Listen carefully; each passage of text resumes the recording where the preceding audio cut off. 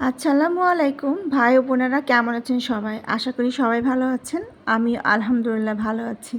তো আজকে আমি আপনাদের সাথে নিয়ে আসছি ফুলকপির রেসিপি। ফুলকপিটা অনেকে অনেক রকম করে থাকেন। তো আমি যেভাবে ফুলকপি রান্না করেছি সেটা আপনাদের সাথে শেয়ার করব। আমি ফুলকপি রান্না করেছি আজকে বড় কাতলা মাছ দিয়ে। তো এই যে দেখতেই পাচ্ছেন কত সুন্দর একটা লুক এসেছে। তো প্রথমে আমি কিন্তু সেদিন দেখিয়েছিলাম আমি কিছু শীতকালীন সবজি কিনতে গিয়েছিলাম মার্কেটে। তো এই যে আমি ফুলকপি কিনে নিয়ে আসছিলাম আর এই রেসিপিটা আপনাদের সাথে শেয়ার করব। তো প্রথমে আমি আমার পছন্দের মতন ফুলকপিটা সুন্দরভাবে কেটে পরিষ্কার করে ধুয়ে রেখেছি। তারপরে আমি কাতলা মাছটা এই যে লবণ হলুদ মাখিয়ে ভালো করে তেল গরম করে আমি প্যানের ভিতরে বড় মাছের যে মাথাটা সেটা আগে প্রথমে দিয়ে দিলাম। তারপরে অন্যান্য মাছগুলো সাইডে দিয়ে দিলাম। একটু ভালো করে কড়া করে আমি ভেজে নিব।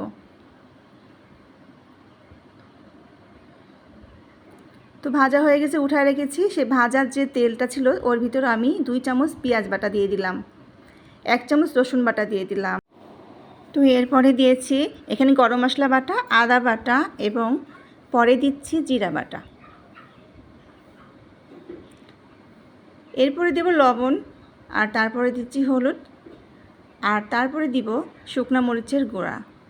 আমি পরে কাঁচা মরিচও দিব, তবে কালারের জন্য একটু শুকনো মরিচ দিলাম। তো সবগুলো উপকরণ সুন্দর করে মিশিয়ে একটু নাড়াচাড়া করে নিব।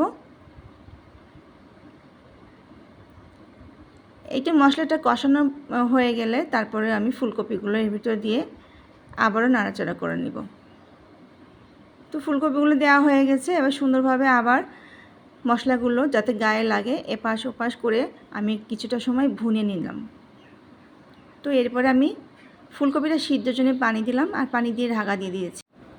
তো ঢাকনাটা খুলে দেখলাম আমার ফুলকপিটা কষানো হয়ে গেছে। দেখুন কত সুন্দর, দেখে বোঝা যাচ্ছে কষানো হয়ে গেছে। এখন আমাকে ঝোলের পানিটা দিয়ে দিতে হবে। আর ঝোলের পানিটা দিয়ে আমি মাছটা দিয়ে দেব। তো এই যে এখন আমি ঝোলের পানি দিলাম।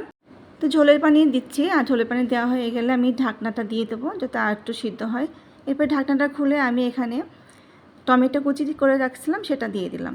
তো টমেটো কুচি দেওয়ার পরে এরপরে কাঁচামরিচ ফালি করে রাখছিলাম সেটা আমি উপর থেকে দিয়ে দিলাম। এরপরে আমি 5 মিনিট মতো ঢাকা দিয়ে রেখেছিলাম। ঢাকনা খুলে আমি এবারে মাছগুলো দিয়ে দিলাম। যে মাছগুলো আমি ভেজে রেখেছিলাম সেই মাছগুলো দিয়ে দিলাম।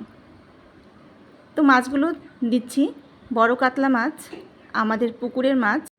তো মাছগুলো দেওয়া হয়ে গেলে আমি কিন্তু কিছু সময়ের জন্য ঢাকা দিয়ে রাখবো যাতে মাছের সাথে তরকারির সাথে খুব ভালো অ্যাডজাস্টমেন্ট হয়। এরপরে কিন্তু ধনিয়া পাতা উপর থেকে কুচি দিয়ে দিলাম। তো দেখুন কত সুন্দর লুক এসছে, খেতে কিন্তু অসাধারণ হয়েছে। আজকে এ পর্যন্ত, আল্লাহ হাফেজ।